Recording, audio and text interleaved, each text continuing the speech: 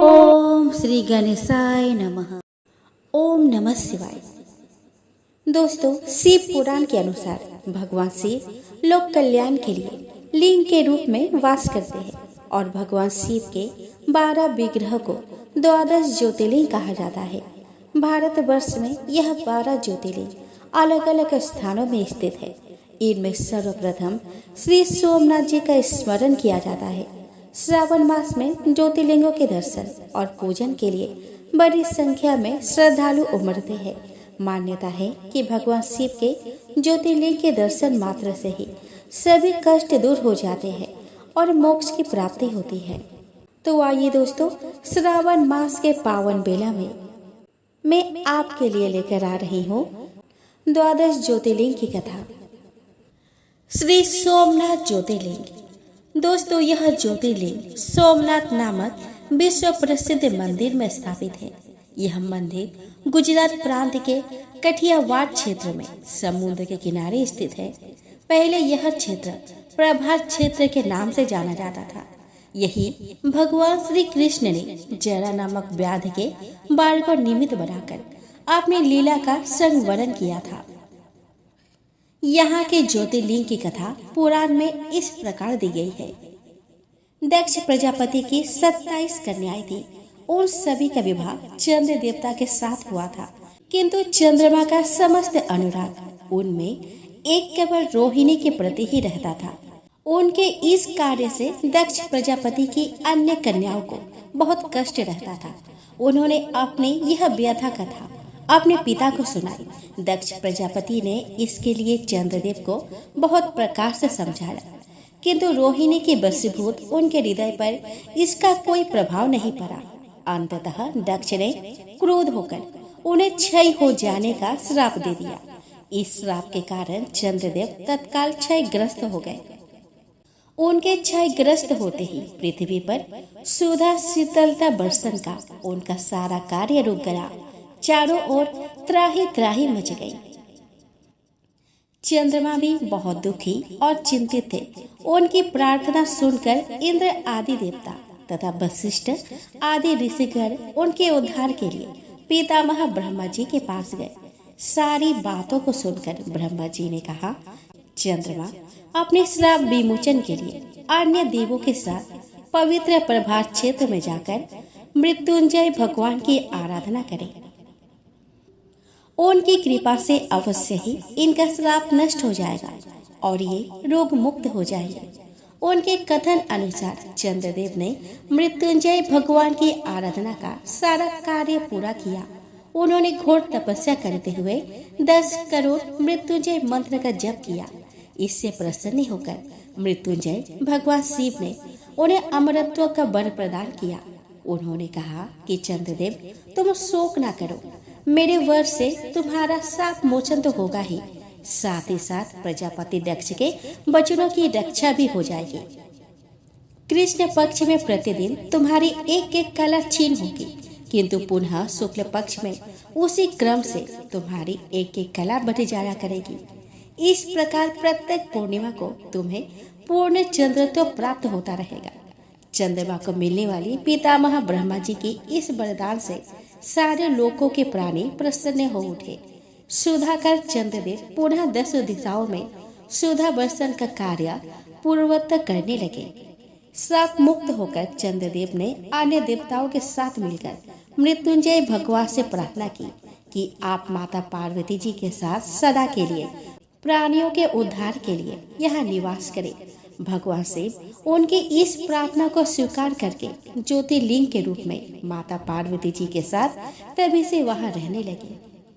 पावन प्रभास क्षेत्र में स्थित इस सोमनाथ ज्योतिर्लिंग की महिमा महाभारत, श्रीमद् भागवत तथा स्कंद पुराण आदि में विस्तार से बताई गई है। चंद्रमा का एक नाम सोम भी है। उन्होंने भगवान शिव को ही अपना नाथ स्वामी मानकर यहाँ तपस्या की थी, अतः इस ज्योतिर्लिंग को सोमनाथ कहा जाता है। इसके दर्शन, पूजन, आराधना से भक्त के जन्म जन्मांतर के सारे पातक और दुष्कृत्य विनष्ट हो जाते हैं।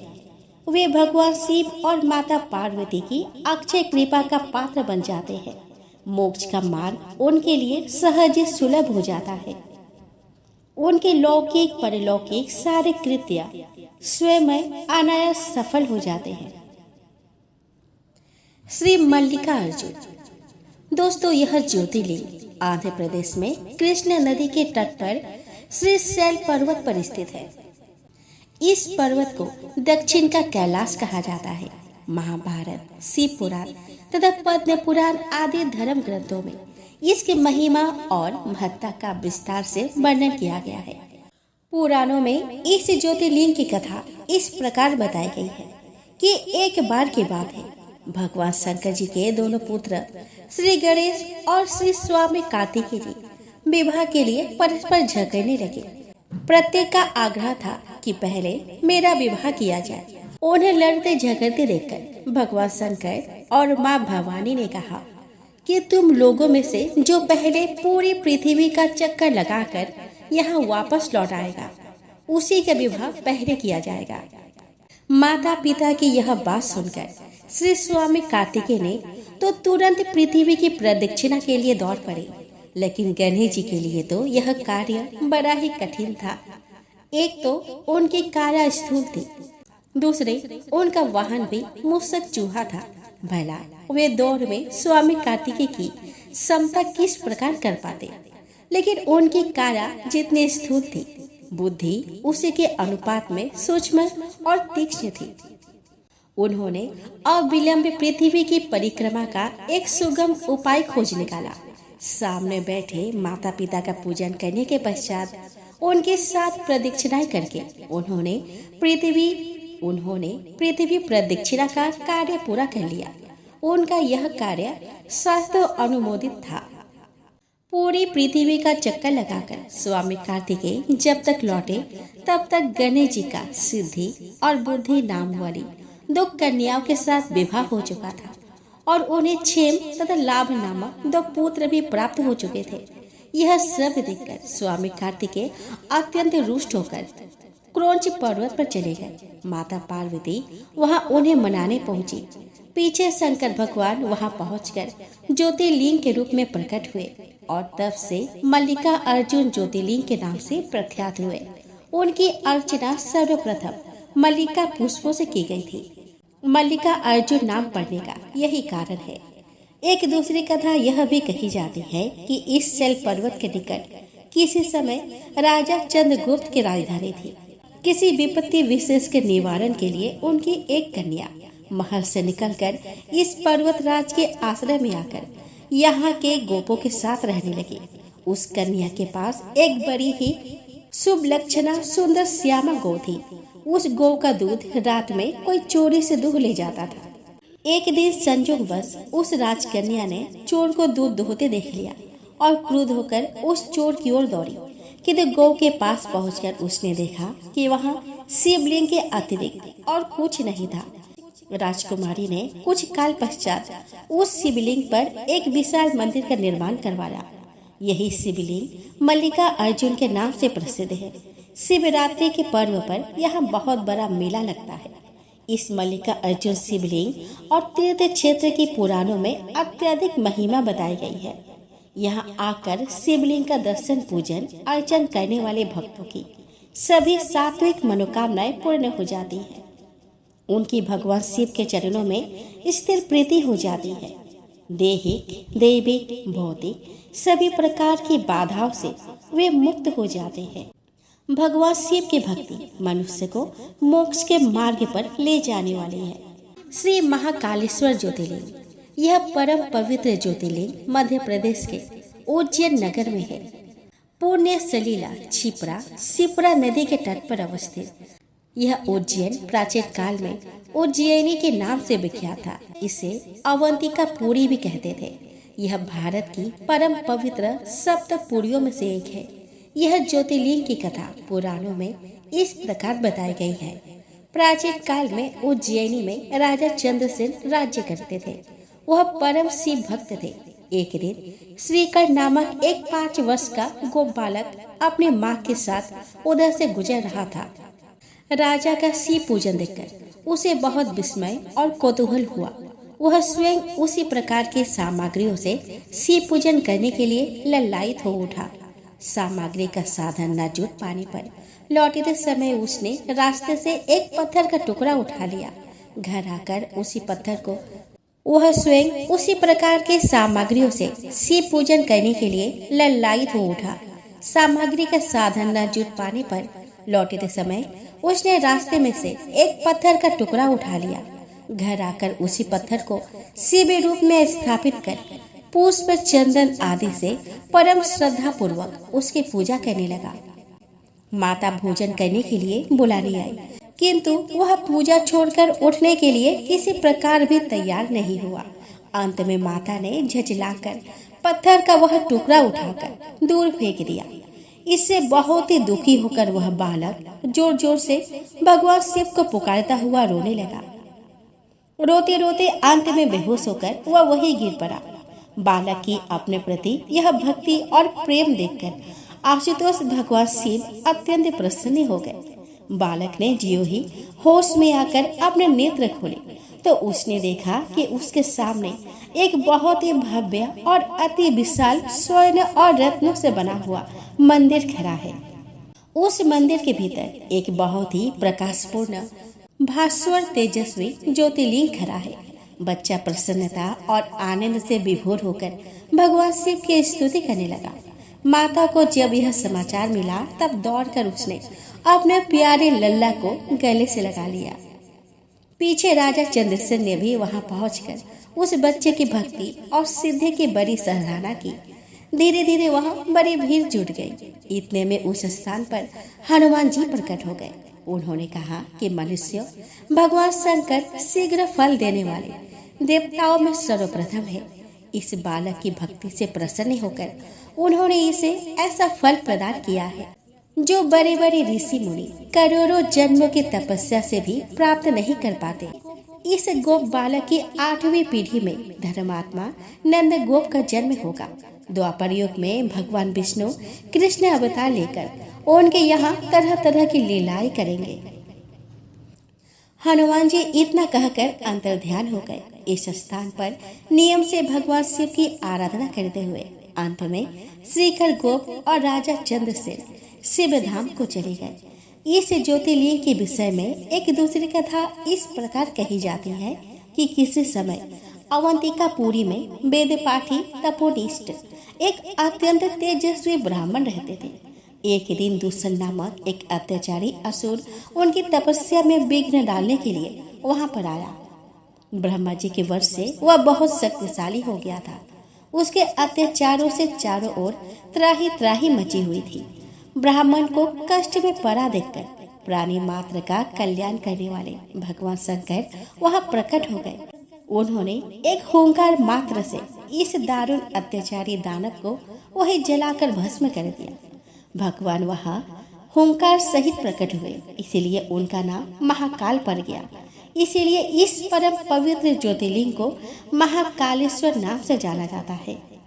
महाभारत, शिव पुराण और स्कंद पुराण में इस ज्योतिर्लिंग की महिमा का पूरे विस्तार के साथ वर्णन किया गया है। श्री ओमकारेश्वर, श्री अमलेश्वर ज्योतिर्लिंग। यह ज्योतिर्लिंग मध्य प्रदेश में पवित्र नर्मदा नदी के तट पर अवस्थित है। इस स्थान पर नर्मदा के 2 धाराएं में विभक्त हो जाने से बीच में एक टापू सा बन गया है। इस टापू को मंधाता पर्वत या शिवपुरी कहते हैं। नदी की एक धारा इस पर्वत के उत्तर और दूसरी दक्षिण की ओर बहती है। दक्षिण वाली धारा ही मुख्य धारा मानी जाती है। इसी मंधाता पर्वत पर श्री ओमकारेश्वर ज्योतिर्लिंग का मंदिर स्थित है।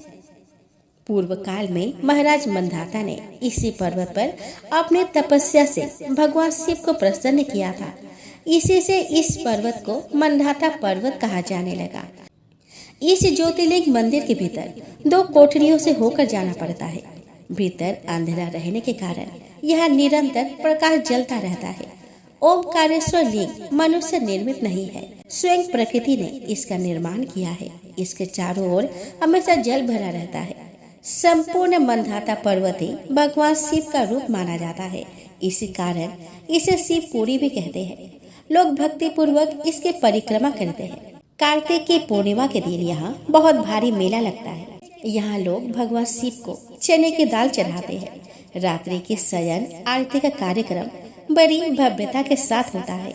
तीर्थ यात्रियों को इसके दर्शन अवश्य करने चाहिए। इस ओमकारेश्वर ज्योतिर्लिंग के 2 स्वरूप है।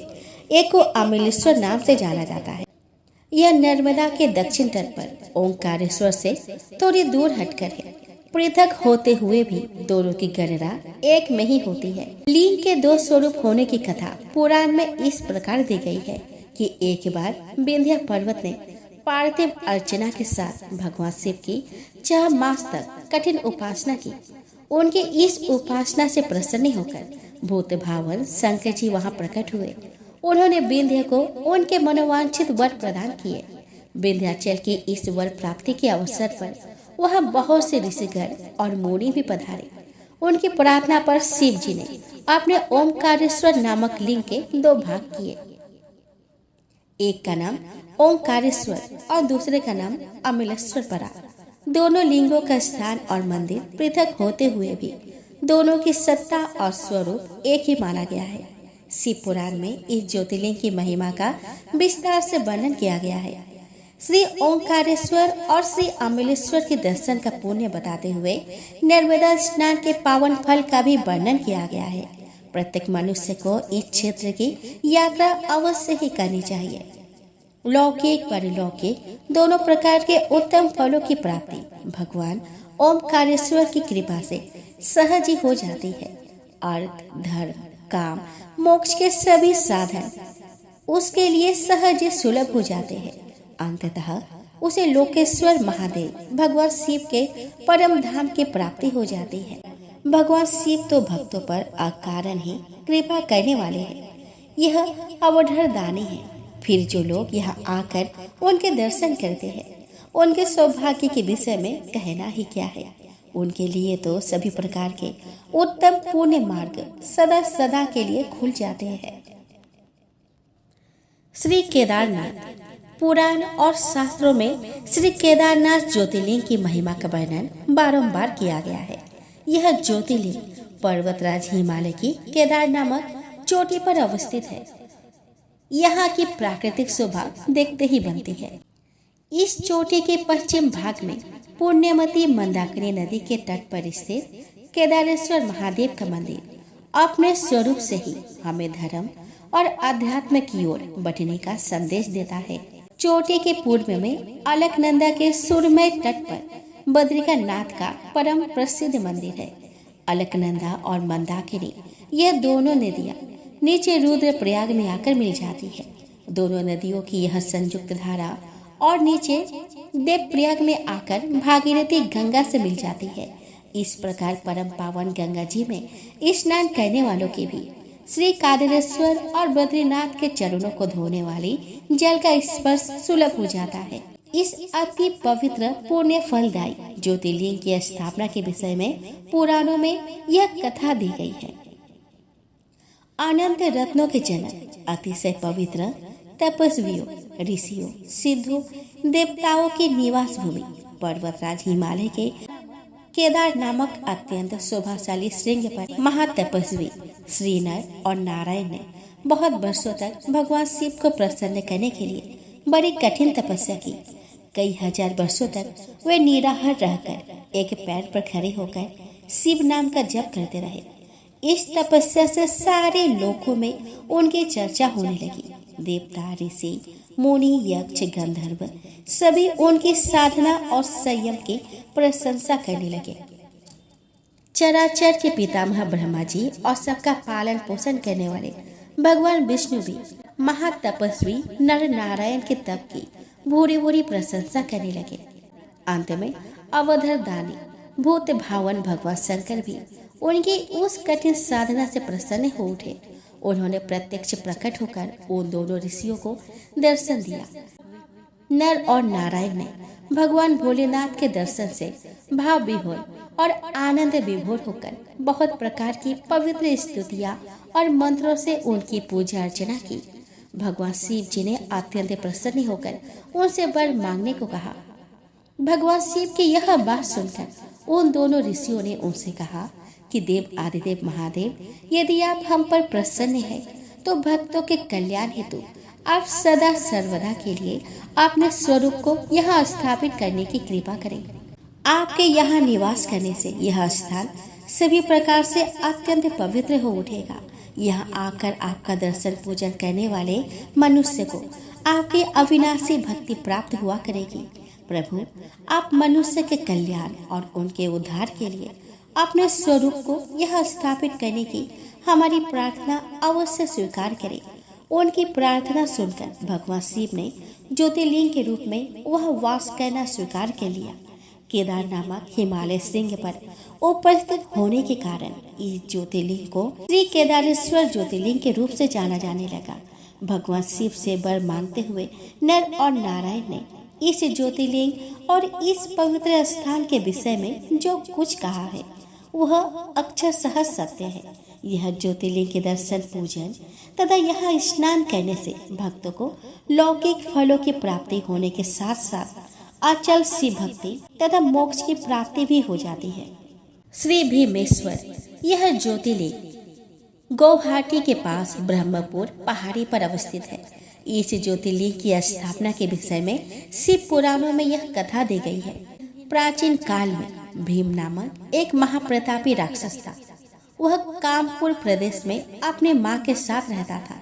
वह महाबली राक्षस राज रावण के छोटे भाई कुंभकर्ण का पुत्र था, लेकिन उसने अपने पिता को कभी नहीं देखा था।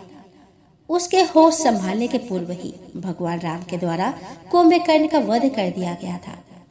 जब वह युवा अवस्था को प्राप्त हुआ तो उसके माता ने उससे सारी बातें बताई। भगवान विष्णु के अवतार श्री रामचंद्र जी के द्वारा अपने पिता के वध की बात सुनकर वह महाबली राक्षस अत्यंत संतप्त और क्रुद्ध हो उठा। अब वह निरंतर भगवान श्री हरि के वध का उपाय सोचने लगा। उसने अपने अभीष्ट की प्राप्ति के लिए 1000 वर्ष तक कठिन तपस्या की। उसके तपस्या से प्रसन्न होकर ब्रह्मा जी ने उसे लोक विजय होने का वर दे दिया। अब तो वह राक्षस ब्रह्मा जी के उस वर के प्रभाव से सारे प्राणियों को पीड़ित करने लगा। उसने देवलोक पर आक्रमण करके इंद्र आदि सारे देवताओं को वहां से बाहर निकाल दिया। पूरे देवलोक पर अब भीम का अधिकार हो गया। इसके बाद उसने भगवान श्री हरि को युद्ध में परास्त किया। श्री हरि को पराजित करने के पश्चात उसने कामरूप के परम शिव भक्त राजा सुदक्षिण पर आक्रमण करके उन्हें मंत्रियों अनुचरों सहित बंदी बना लिया। इस प्रकार धीरे धीरे उसने सारे लोगों पर अपना अधिकार जमा लिया। उसके अत्याचार से वेदों, पुराणों, शास्त्रों और स्मृतियों का सर्वत्र एकदम लोप हो गया। वह किसी को कोई धार्मिक कृत्य नहीं करने देता था। इस प्रकार यज्ञ, दान, तप, स्वाध्याय आदि के सारे काम एकदम रुक गए। उसके अत्याचार की भीषणता से घबराकर ऋषि मुनि और देवगण भगवान शिव के शरण में गए और उनसे अपना तथा अन्य सारे प्राणियों का दुख कहा। उनकी यह प्रार्थना सुनकर भगवान शिव ने कहा कि मैं शीघ्र ही उस अत्याचारी राक्षस का संहार करूंगा। उसने मेरे प्रिय भक्त कामरूप नरेश सुदक्षिणा को भी सेवकों सहित बंदी बना लिया है। वह अत्याचारी असुर अब और अधिक जीवित रहने का अधिकारी नहीं रह गया है। भगवान शिव से यह आश्वासन पाकर ऋषि मुनि और देवगण अपने अपने स्थान को वापस लौट गए।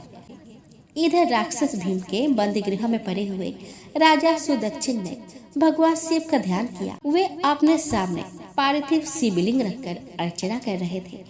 उन्हें ऐसा करते देख क्रोधोन्मत्त होकर राक्षस भीम ने अपने तलवार से उस पार्थिव शिवलिंग पर प्रहार किया, किंतु उसके तलवार का स्पर्श उस लिंग से भी नहीं हो पाया।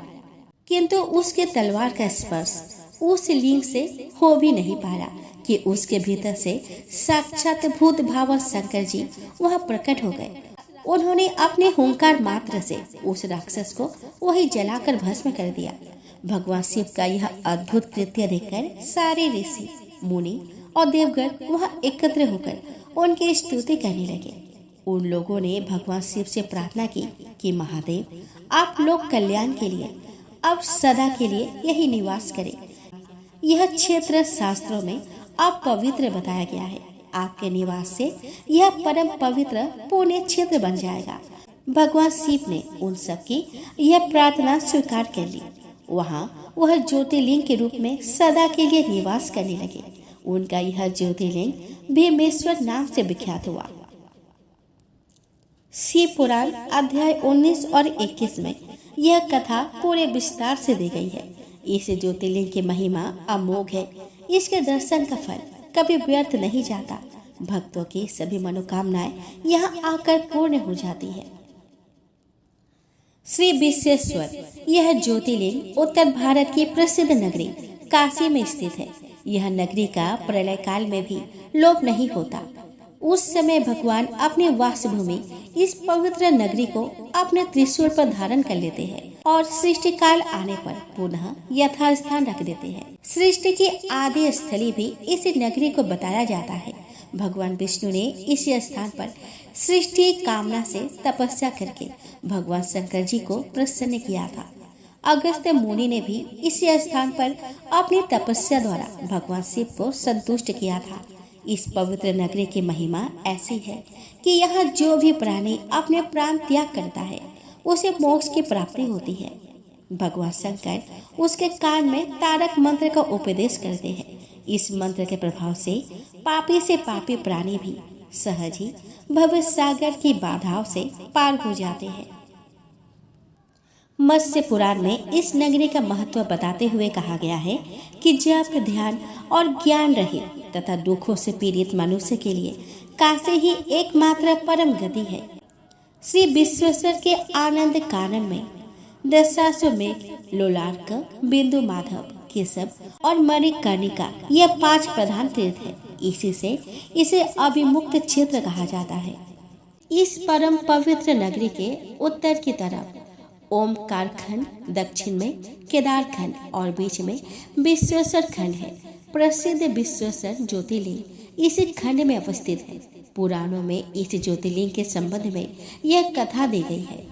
भगवान शंकर पार्वती जी का पानी ग्रहण करके कैलाश पर्वत पर रह रहे थे, लेकिन वहाँ पिता के घर में ही विवाहित जीवन बिताना पार्वती जी को अच्छा न लगता था।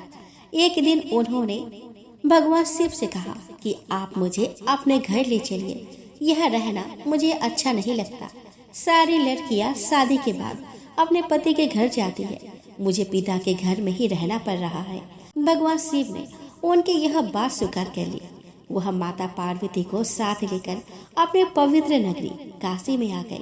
यहाँ आकर वे विश्वेश्वर ज्योतिर्लिंग के रूप में स्थापित हो गए। शास्त्रों में इस ज्योतिर्लिंग की महिमा का निगदन पुष्प कल रूपों में किया गया है। इस ज्योतिर्लिंग के दर्शन और पूजन द्वारा मनुष्य समस्त पापों तापों से छुटकारा पा जाता है। प्रतिदिन नियम से श्री विश्वेश्वर के दर्शन करने वाले भक्तों के योगक्षेम का समस्त भार भूत भावन भगवान शंकर अपने ऊपर ले लेते हैं। ऐसा भक्त उनके परम धाम का अधिकारी बन जाता है। भगवान शिव जी की कृपा उस पर सदैव बनी रहती है। रोग, शोक, दुख, दैन्य उसके पास भूल कर भी नहीं जाते। श्री त्र्यंबकेश्वर, यह ज्योतिर्लिंग महाराष्ट्र प्रांत में नासिक से 30 किलोमीटर पश्चिम में अवस्थित है। यह ज्योतिर्लिंग की स्थापना के विषय में शिव पुराण में यह कथा दी गई है कि एक बार महर्षि गौतम के तपोवन में रहने वाले ब्राह्मणों की पत्नियां किसी बात पर उनकी पत्नी अहल्या से नाराज हो गई। उन्होंने अपने पतियों को ऋषि गौतम का अपकार करने के लिए प्रेरित किया। उस ब्राह्मणों ने इसके निमित्त भगवान श्री गणेश जी की आराधना की। उनकी आराधना से प्रसन्न हो गणेश जी ने प्रकट होकर उसे वर मांगने को कहा। उन ब्राह्मणों ने कहा कि प्रभु, यदि आप हम पर प्रसन्न हैं तो किसी प्रकार ऋषि गौतम को इस आश्रम से बाहर निकाल दें। उनके यह बात सुनकर गणेश जी ने उन्हें ऐसा वर न मांगने के लिए समझाया, किंतु वे अपने आग्रह पर अटल रहे। अंततः गणेश जी को विवश होकर उनकी बात माननी पड़ी। अपने भक्तों का मन रखने के लिए वे एक दुर्बल गाय का रूप धारण करके ऋषि गौतम के खेत में जाकर चरने लगे। गाय को फसल चरते देख ऋषि बड़ी नरमी के साथ हाथ में तृण लेकर उसे हाँकने के लिए लपके।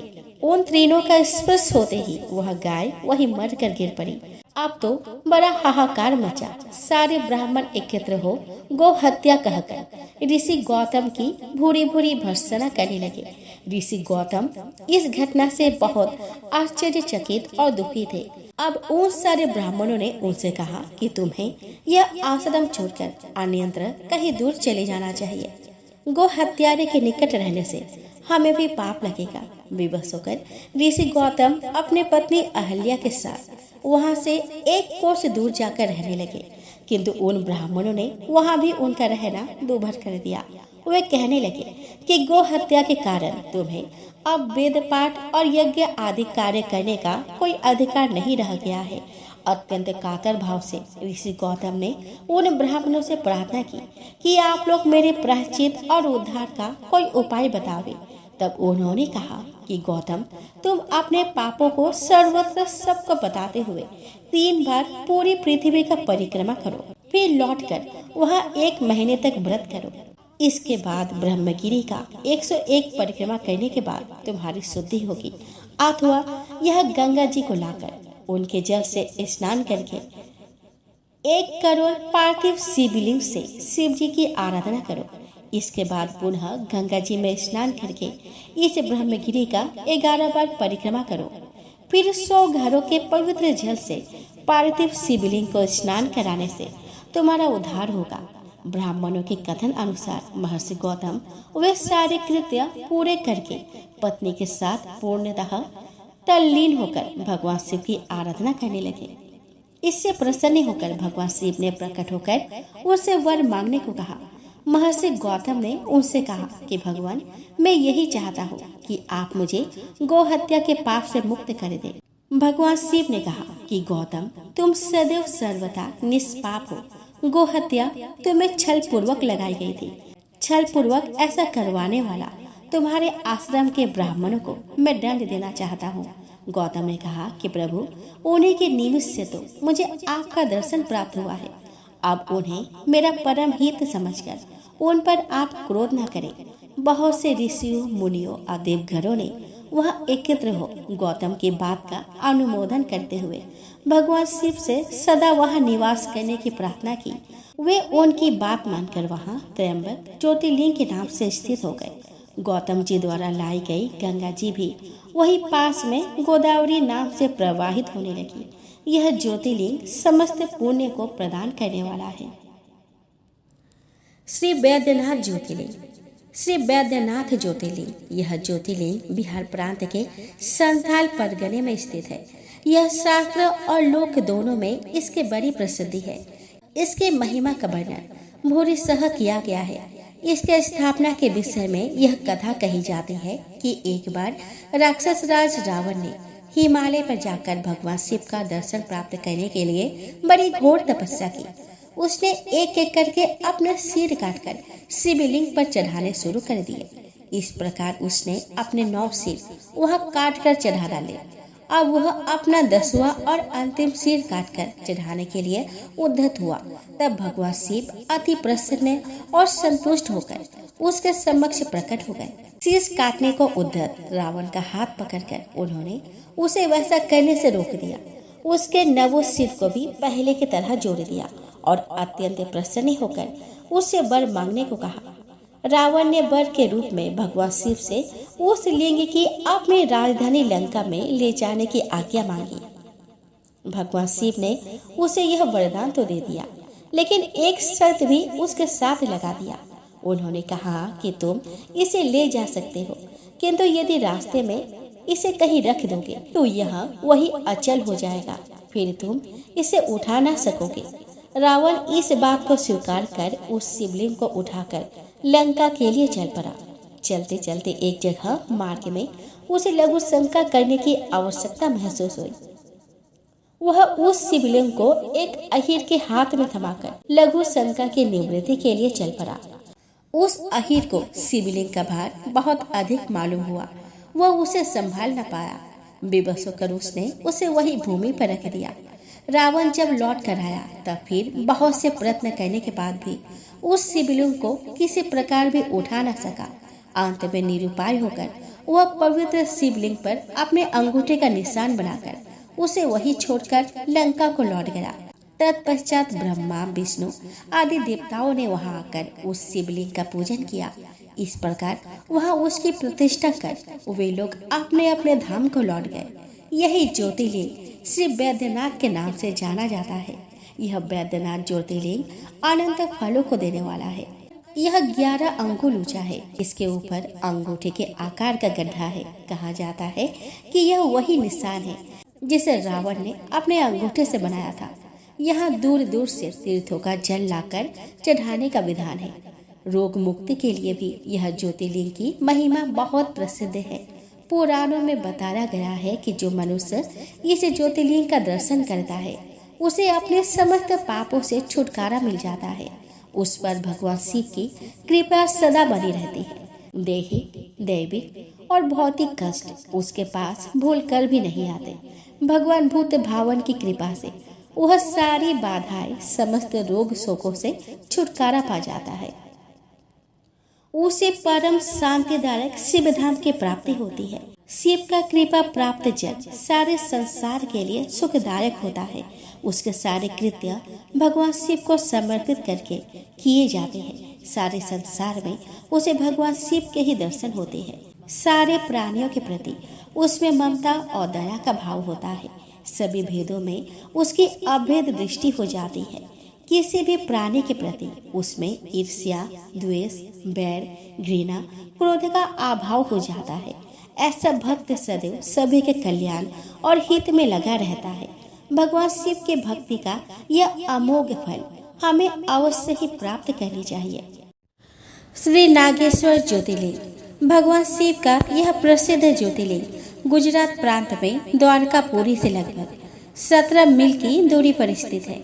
इस ज्योतिर्लिंग के संबंध में पुराणों में यह कथा दी हुई है कि सुप्रिया नामक एक बड़ा धर्मात्मा और सदाचारी वैश्य था।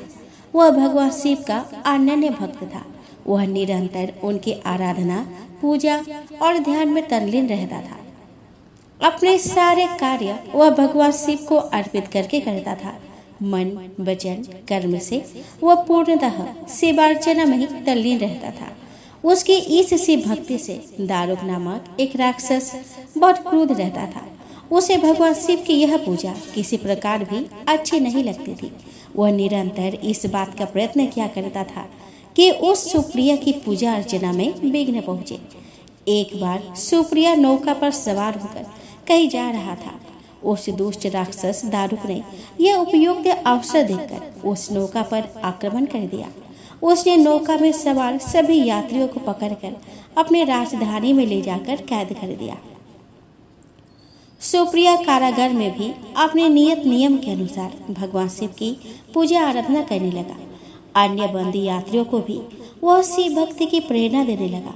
दारुक ने जब अपने सेवकों से सुप्रिया के विषय में यह समाचार सुना, तब वह अत्यंत क्रुद्ध होकर उस कारागार में आ पहुंचा। सुप्रिया उस समय भगवान शिव के चरणों में ध्यान लगाए हुए दोनों आंखें बंद किए बैठा था।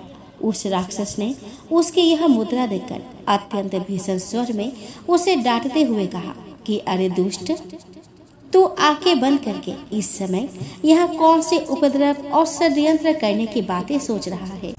उसके यह कहने पर भी धर्मात्मा शिव भक्त सुप्रिया की समाधि भंग नहीं हुई। अब तो वह दारुण नामक महाभयानक राक्षस क्रोध से एकदम बावला हो उठा। उसने तत्काल अपने अनुचर राक्षसों को सुप्रिया वैश्य तथा अन्य सभी बंदियों को मार डालने का आदेश दे दिया। सुप्रिया उसके इस आदेश से जरा भी विचलित और भयभीत नहीं हुआ। वह एक निष्ठ भाव और एकाग्र मन से अपनी और अन्य बंदियों की मुक्ति के लिए भगवान शिव को पुकारने लगा। उसे यह पूर्ण विश्वास था कि मेरा आराध्य भगवान शिव जी इस विपत्ति से मुझे अवश्य ही छुटकारा दिलाएंगे। उसकी प्रार्थना सुनकर भगवान शंकर जी तत्क्षण उस कारागार में एक ऊंचे स्थान में एक चमकते हुए सिंहासन पर स्थित होकर ज्योतिर्लिंग के रूप में प्रकट हो गए। उन्होंने इस प्रकार सुप्रिया को दर्शन देकर उसे अपना पाशुपत अस्त्र भी प्रदान किया। उस अस्त्र से राक्षस दारुक तथा उसके सहायकों का वध करके सुप्रिया शिव धाम को चला गया। भगवान शिव के आदेश अनुसार ही इस ज्योतिर्लिंग का नाम नागेश्वर पड़ा। इस पवित्र ज्योतिर्लिंग के दर्शन की शास्त्रों में बड़ी महिमा बताई गई है। कहा गया है कि जो श्रद्धा पूर्वक इसकी उत्पत्ति और महात्मा की कथा सुनेगा वह सारे पापों से छुटकारा पाकर समस्त सुखों का भोग करता हुआ अंत में भगवान शिव के परम पवित्र दिव्य धाम को प्राप्त होगा। श्री सेतुबंध रामेश्वर। इस ज्योतिर्लिंग की स्थापना मर्यादा पुरुषोत्तम भगवान श्री रामचंद्र जी ने की थी। इसके विषय में यह कथा कही जाती है कि जब भगवान श्री रामचंद्र जी लंका पर चढ़ाई करने के लिए जा रहे थे तब इसी स्थान पर उन्होंने समुद्र तट की बालुका से शिवलिंग बनाकर उसका पूजन किया था। ऐसा भी कहा जाता है कि इस स्थान पर ठहरकर भगवान राम जल पी रहे थे कि आकाशवाणी हुई कि मेरी पूजा किए बिना ही जल पीते हो। इस वाणी को सुनकर भगवान श्री राम ने बालुका से शिवलिंग बनाकर उसकी पूजा की तथा भगवान शिव से रावण पर विजय प्राप्त करने का वर मांगा। उन्होंने प्रसन्नता के साथ यह वर भगवान श्री राम को दे दिया। भगवान शिव ने लोक कल्याण के लिए ज्योतिर्लिंग के रूप में यहाँ निवास करने की सबकी प्रार्थना भी स्वीकार कर ली। तभी से यह ज्योतिर्लिंग यहाँ विराजमान है। यह ज्योतिर्लिंग के विषय में एक दूसरी कथा इस प्रकार कही जाती है कि जब भगवान श्री राम रावण का वध करके लौट रहे थे तो उन्होंने अपना पहला पड़ाव समुद्र के इस पार गंधमादन पर्वत पर डाला था। वहाँ बहुत से ऋषि और मुनिगण उनके दर्शन के लिए उनके पास आए थे। उन सभी का आदर सत्कार करते हुए भगवान राम ने उनसे कहा कि पुलिस सत्य के वंश रावण का वध करने के कारण मुझ पर ब्रह्म हत्या का पाप लग गया है। आप लोग मुझे इससे निवृत्ति का कोई उपाय बताइए। यह बात सुनकर वहां उपस्थित सारे ऋषियों मुनियों ने एक स्वर से कहा कि आप यहाँ शिवलिंग की स्थापना कीजिए, इससे आप ब्रह्म हत्या के पाप से छुटकारा पा जाएंगे। भगवान श्री राम ने उनकी यह बात स्वीकार कर हनुमान जी को कैलाश पर्वत पर जाकर वहां से शिवलिंग लाने का आदेश दिया। हनुमान जी तत्काल ही वहां पहुंचे, किंतु उन्हें उस समय वहां भगवान शिव के दर्शन नहीं हुए। अतः वे उनका दर्शन प्राप्त करने के लिए वहीं बैठकर तपस्या करने लगे। कुछ काल पश्चात शिव जी के दर्शन प्राप्त करके हनुमान जी शिवलिंग लेकर लौटे, किंतु तब तक शुभ मुहूर्त बीत जाने की आशंका से वहां सीता जी द्वारा लिंग स्थापना कराया जा चुका था। हनुमान जी को यह सब देखकर बहुत दुख हुआ। उन्होंने अपनी व्यथा भगवान श्री राम से कहा सुनाई। भगवान ने पहले ही लिंग स्थापित किए जाने का कारण हनुमान जी को बताते हुए कहा कि यदि तुम चाहो तो इस लिंग को यहाँ से उखाड़ कर हटा दो। हनुमान जी अत्यंत प्रसन्न होकर उस लिंग को उखाड़ने लगे, किंतु बहुत प्रयत्न करने पर भी वह टस से मस नहीं हुआ। अंत में उन्होंने उस शिवलिंग को अपने पूंछ में लपेटकर उखाड़ने का प्रयत्न किया, फिर भी वह ज्यों का त्यों अडिग बना रहा। उल्टे हनुमान जी धक्का खाकर एक कोस दूर मूर्छित होकर गिर गए। उनके शरीर से रक्त बहने लगा। यह देखकर सभी लोग अत्यंत व्याकुल हो उठे। माता सीता जी पुत्र से भी प्यारे अपने हनुमान के शरीर पर हाथ फेरते हुए विलाप करने लगी। मूर्छा दूर होने पर हनुमान जी ने भगवान श्री राम को परम ब्रह्म के रूप में सामने देखा। भगवान ने उन्हें शंकर जी की महिमा बताकर उनका प्रबोध किया। हनुमान जी द्वारा लाए गए लिंग की स्थापना भी वही पास में करवा दी। स्कंद पुराण में इसकी महिमा विस्तार से वर्णित है। श्री घुश्मेश्वर द्वादश ज्योतिर्लिंग में यह अंतिम ज्योतिर्लिंग है। इसे घुश्मेश्वर, घुश्रेश्वर या कृष्णेश्वर भी कहा जाता है। यह महाराष्ट्र प्रदेश में दौलताबाद से 12 मील दूर बेरुल गांव के पास अवस्थित है। इस ज्योतिर्लिंग के विषय में पुराणों में यह कथा दी गई है कि दक्षिण देश में देवीगिरी पर्वत के निकट सुधर्मा नामक एक अत्यंत तेजस्वी तपोनिष्ठ ब्राह्मण रहता था। उसकी पत्नी का नाम सुदेहा था। दोनों में परस्पर बहुत प्रेम था। किसी प्रकार का कोई कष्ट उन्हें नहीं था, लेकिन उन्हें कोई संतान नहीं थी। ज्योतिष गणना से यह पता चला कि सुदेहा के गर्भ से संतान उत्पत्ति हो ही नहीं सकती। सुदेहा संतान की बहुत ही इच्छुक थी। उसने आग्रह करके सुधर्मा का दूसरा विवाह अपनी छोटी बहन से करवा दिया। पहले तो ब्राह्मण देवता को यह बात नहीं जची, लेकिन अंत में उन्हें पत्नी की जीत के आगे झुकना ही पड़ा। वे उसका आग्रह टाल नहीं पाए। वे अपनी पत्नी की छोटी बहन घुसमा को ब्याह कर घर ले आए। घुसमा अत्यंत विनीत और सदाचारिणी स्त्री थी। वह भगवान शिव की अनन्य भक्त थी। प्रतिदिन 101 पार्थिव शिवलिंग बनाकर हृदय की सच्ची निष्ठा के साथ उनका पूजन करती थी। भगवान शिव जी की कृपा से थोड़े ही दिन बाद उसके गर्भ से अत्यंत सुंदर और स्वस्थ बालक ने जन्म लिया। बच्चे के जन्म से सुदेहा और घुसमा दोनों के ही आनंद का पार न रहा। दोनों के दिन बड़े आराम से बीत रहे थे, लेकिन न जाने कैसे थोड़े ही दिनों बाद सुदेहा के मन में एक कुविचार ने जन्म लिया। वह सोचने लगी कि मेरा तो इस घर में कुछ भी नहीं है, सब कुछ घुसमा का है। मेरा पति पर भी उसने अधिकार जमा लिया है, संतान भी उसी का है। यह कुविचार धीरे धीरे उसके मन में बढ़ने लगा।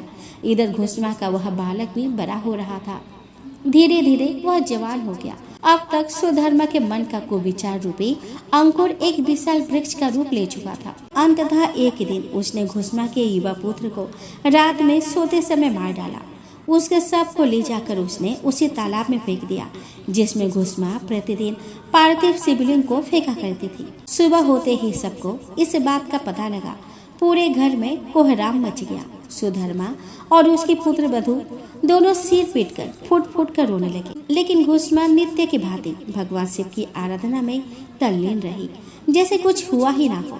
पूजा समाप्त करने के बाद वह पार्थिव शिवलिंग को तालाब में छोड़ने के लिए चल पड़ी। जब वह तालाब से लौटने लगी, उसी समय उसका प्यारा लाल तालाब के भीतर से निकलकर आता हुआ दिखलाई पड़ा। वह सदा के भांति आकर घुसमा के चरणों पर गिर पड़ा, जैसे कहीं आसपास से ही घूमकर आ रहा हो। उसी समय भगवान शिव भी वहां प्रकट होकर घुसमा से वर मांगने को कहने लगे। वह सुदेहा के घिनौने करतूत से अत्यंत क्रुद्ध हो उठे थे। अपने त्रिशूल द्वारा उसका गला काटने को उद्धत दिखलाई दे रहे थे। घुसमा ने हाथ जोड़कर भगवान शिव से कहा कि प्रभु, यदि आप मुझ पर प्रसन्न हैं तो मेरे उस अभागिन बहन को क्षमा कर दे। निश्चित ही उसने अत्यंत जघन्य पाप किया है, किंतु आपकी दया से मुझे मेरा पुत्र वापस मिल गया। अब आप उसे क्षमा करें। और प्रभु, मेरी एक प्रार्थना है कि लोक कल्याण के लिए आप इस स्थान पर सदा सर्वदा के लिए निवास करें। भगवान शिव ने उसकी यह दोनों बातें स्वीकार कर ली। ज्योतिर्लिंग के रूप में प्रकट होकर वह वही निवास करने लगे। सत्य शिव भक्ता घुसमा के आराध्य होने के कारण वे वहाँ घुसमेश्वर महादेव के नाम से विख्यात हुए। घुसमेश्वर ज्योतिर्लिंग की महिमा पुराणों में बहुत विस्तार से वर्णित की गई है। इनका दर्शन लोक परलोक दोनों के लिए अमोघ फलदायी है।